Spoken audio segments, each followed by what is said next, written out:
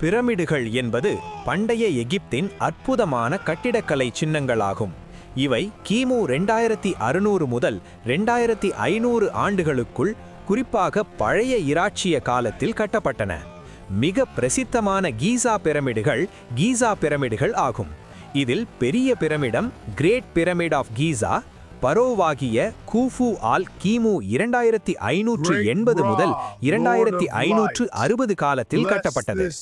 பிரமிடுகள் பெரும்பாலும் பரோவர்களின் கல்லறைகளாக பயன்பட்டன.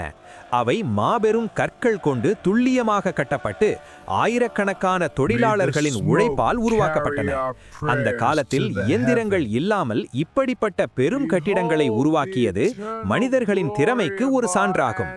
பிரமிடுகளின் வடிவமைப்பு சூரியனை நோக்கி உயரமாக அமைந்துள்ளது. இது பரோவர்கள் இறப்பிற்கு பிறகு தெய்வங்களுடன் சேர்வார்கள் என்ற நம்பிக்கையை வெளிப்படுத்துகிறது. இன்றும் பிரமிடுகள் உலகின் 7 அதிசயங்களில் ஒன்றாக கருதப்பட்டு சுற்றுலா பயணிகளை ஈர்க்கின்றன.